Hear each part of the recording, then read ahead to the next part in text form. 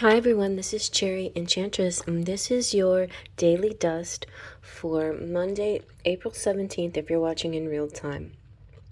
It can also be a timeless reading for whenever you stumble upon it. My channel is Pixie Dust Tarot. My motto is Faith, Trust, and Pixie Dust. And the daily dust is just the magic that I bring you every day. And the magic is a 3-card collective reading using a variety of decks. If you're new here, hello, welcome. Please definitely subscribe if you like what you see. And if you're returning, thank you so much for following me so loyally and lovingly, my sparkles of light. So today we're using the Romantic Tarot.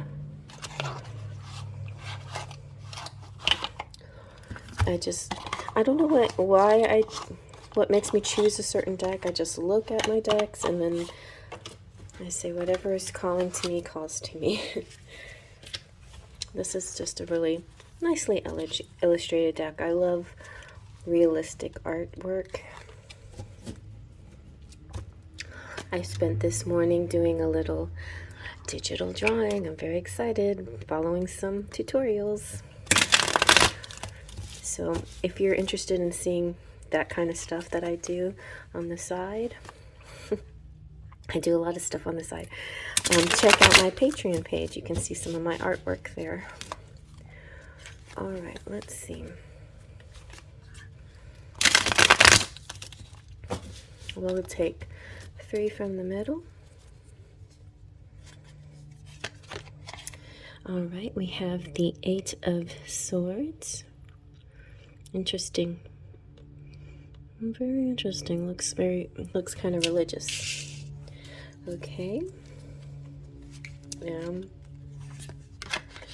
Ooh, 4 of Wands.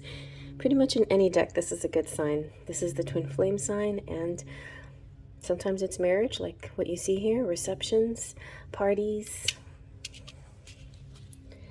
And let's see. Whoa, and the Hierophant. So this looks like the confirmation that I went to yesterday. A little bit, except there was no wedding involved.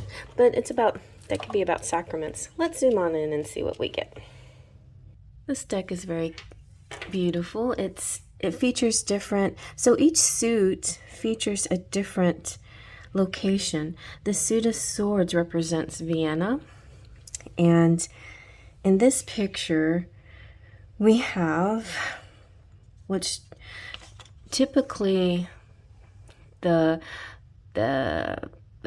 fear of being hurt, like there's swords all around the person, and if they make a move, the swords might hurt and pierce them or something. So this is in the crypt of Cappuccini, and this is about your thoughts, because the sword suit generally is about sometimes your perception more than the actual thing that's there. It's about lack mentality sometimes, or just seeing the negative in a situation that you could easily see the positive in. But it can be also this self-imposed prison. I was thinking of that yesterday. I feel like people who might have like Saturn in the 12th house, that can be considered a place where you might tend to do like a self-imposed imprisonment, where you under certain circumstances that you're in, you don't actually see a way out, and you see that it's like you don't have, your mind is not clear, or your higher mind is not opening to clarity and the possibilities. But I feel like that could be an early part of the day energy, or maybe it's something simple like just not feeling well, or having a sore throat or a headache or something like that. But it could also be just some kind of strange thought that comes into your mind. But throughout the day, things definitely get better. And maybe the solution to whatever imprisoned feeling that you have is actually marriage, because these two together definitely represent marriage. Like your saving grace is going to be your partnership, your marriage, your husband, your wife, or who you want to marry. If you don't know who that is, or if you're not already married, then there's something that needs to be married within you, possibly. There's something that you need to do to balance the masculine and the feminine within you. But there's also a chance somebody could be coming through, and then this person that comes through really improves your life by being in your life.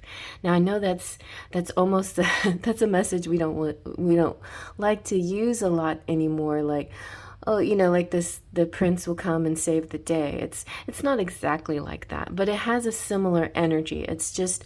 It's by being involved with this person, you see more of yourself, and that way you're able to heal yourself.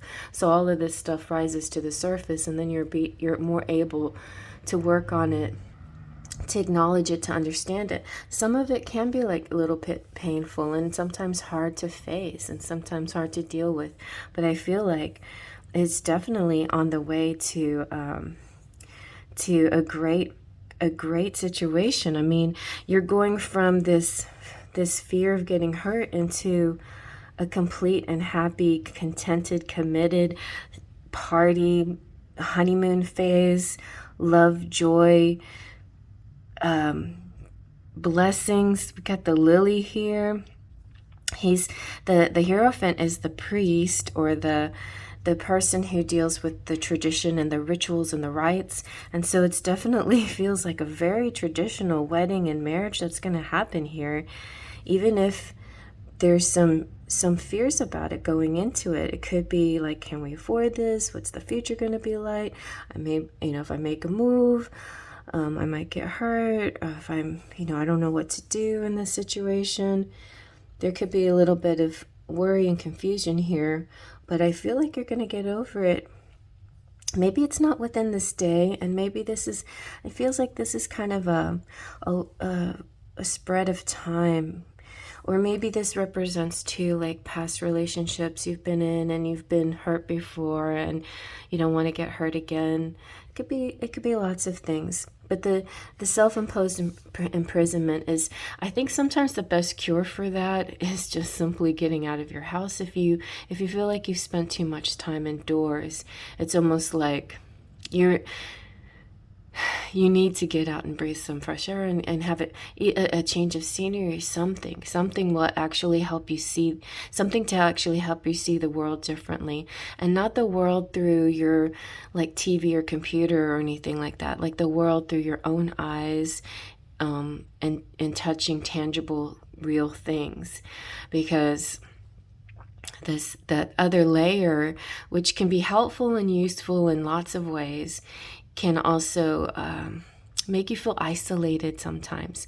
So sometimes reaching out and being involved and dealing with real people, going to parties and going to celebrations can be a good thing. This could even be going to church, It's interesting because yesterday when I went to my goddaughter's confirmation, it felt like at one point I was like, wow, we're doing these rituals and we're saying these words, and does anybody really feel these words?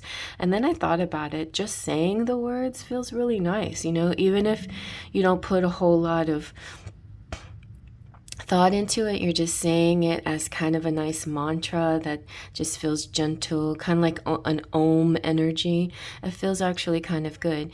And so there's value in that too, I think.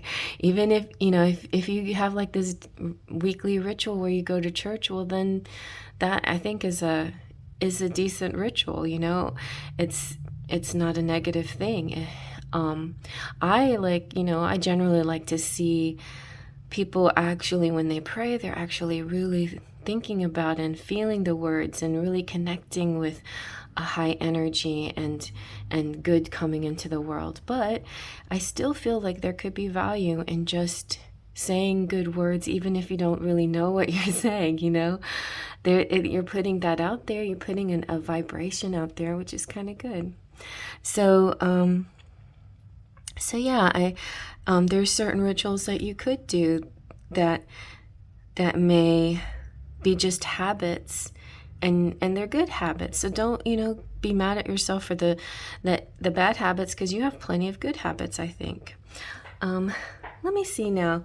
In this book, let's see what the wands, what suit the wands is Paris. Okay, so Paris for the wands, and it is it's all about love, for sure. It's about coming together.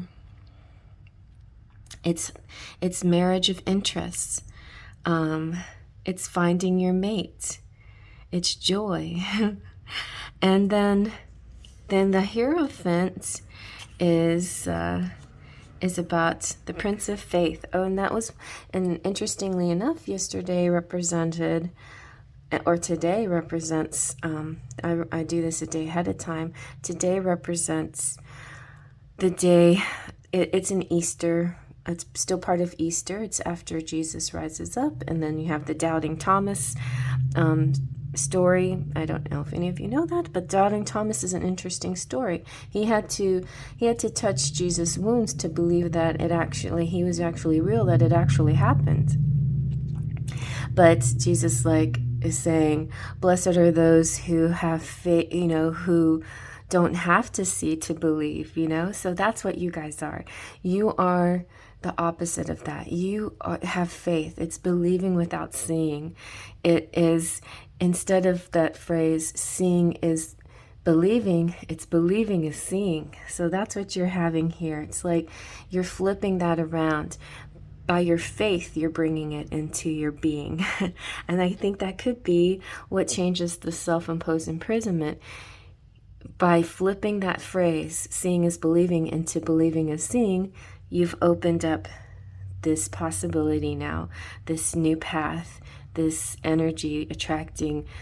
I feel like for you, or a lot of you, it's marriage, or just more of a happily ever after, more of a united feeling with the people you love, that kind of energy. Also a positive way of seeing that ritual, because the law of attraction, the steps you use for law of attraction are kind of ritualistic as well. So it makes me think a little bit of the magician too. Like, you have the tools at hand, you can manifest.